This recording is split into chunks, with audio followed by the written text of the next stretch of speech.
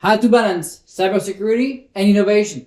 Balancing speed, innovation, and security is far from easy, but it is literally impossible without DevSecOps. This video series will enable you to understand the key components and priorities to build a proper DevSecOps culture, team, and platform, but more importantly, ensure that your cybersecurity is baked in thanks to the 3 pillars of modern cybersecurity.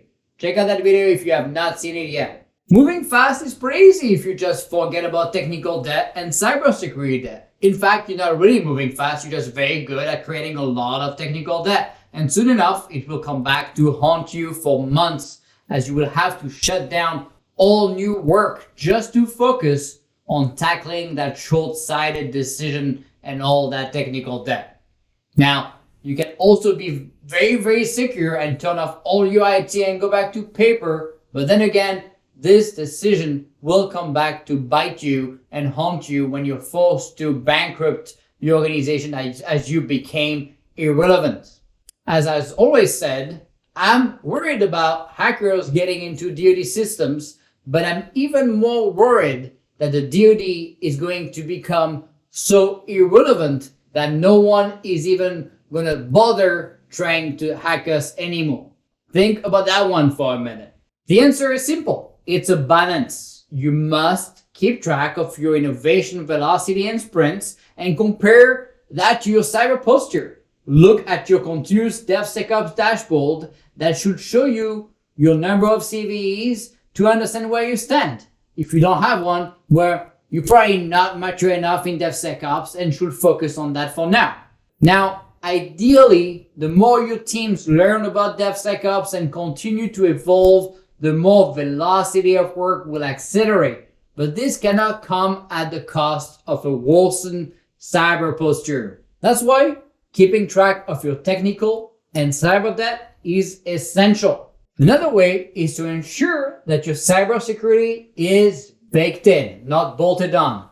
Meaning that your development teams don't have to think about most of the cyber controls because they're already implemented by the bottom layers of your Service Mesh and DevSecOps platform in runtime and in your development stack. As a reminder, here are the DevSecOps layers we talked about. You want to get to a state where 80 to 95% of your NIST controls for your application layer are inherited from the bottom layers. As you can see on this slide, the infrastructure layer is hardened and secured, and the platform on top inherits those security controls, and then your CI/CD pipeline inherits from those bottom layers, and then your Service Mesh brings your zero trust enforcement. And so by compounding all these controls, what's left at the application layer is very minimal. And the more mature you become in all of these layers and their security, the less work you have to do at the application layer to secure your application on top, so that your platform teams will do the bulk of the cyber work and your application teams on top will just inherit it. Now let's take a look at some of the key cybersecurity baked-in ingredients. First, you want to think about centralized logging and telemetry. So you have all of your microservices aggregating all your logs and telemetry of your applications. That will be done through capabilities like Fluentd and Loki. Now, the Service Mesh with Istio will bring you that baked-in zero trust down to the container level. It's going to streamline your strong identity management by generating short-lived certificate to authenticate across services. So container A to talk to B has to be whitelisted, and to authenticate, they use a certificate that's short-lived and rotates continuously.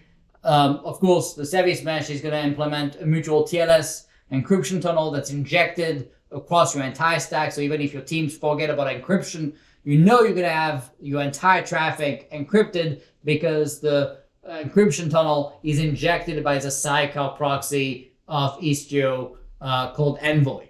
Of course, you're enforcing whitelisting and your layer 7 load balancing because the Service Mesh is able to act as a reverse proxy and make sure that you can only have 2 services communicate only if they're whitelisted by using the enforcement mode of Istio. The other piece is your container security. You want to think about continuous scanning, alerting, your CV scanning, the behavioral detection in runtime by using AI/ML capabilities of not just your development environment, but also your production environment in build, your registry, and your runtime. And you can use tools like Twistlock, NuVector, StackRox, or Sysdig, for example, and others like Aqua as well.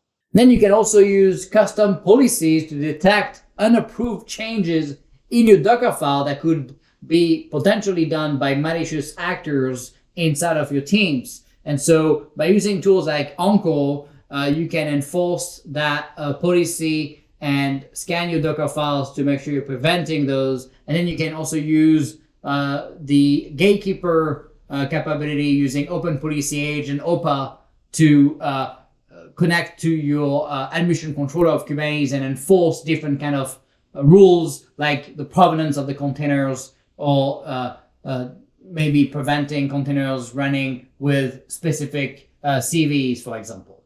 Now, there is a second critical component which is enabled thanks to Kubernetes. It's the automated injection of your cyber stack as a sidecar container, or sometimes as a daemon set, which is effectively a container that's deployed per Kubernetes node.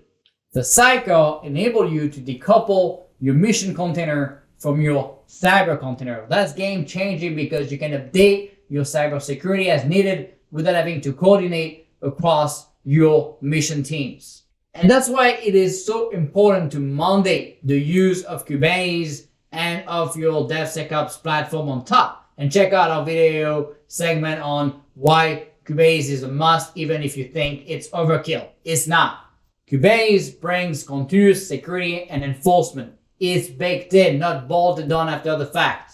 Of course, you can keep adding more and more cyber capabilities inside of your DevSecOps platforms, things like OpenPolicy Agent and other layers of enforcement, scanning, and prevention to increase your cyber posture at the platform layer so that your application teams don't have to think about any of these things. It's baked in. They inherit the work done by that centralized team that is your platform DevSecOps team. There you have it. Baked-in security is how you get to accelerate your velocity of innovation and your cybersecurity. It is not about trading off security innovation. It's a balancing act, but it's also massively accelerated and enabled through that baked-in adoption of cybersecurity.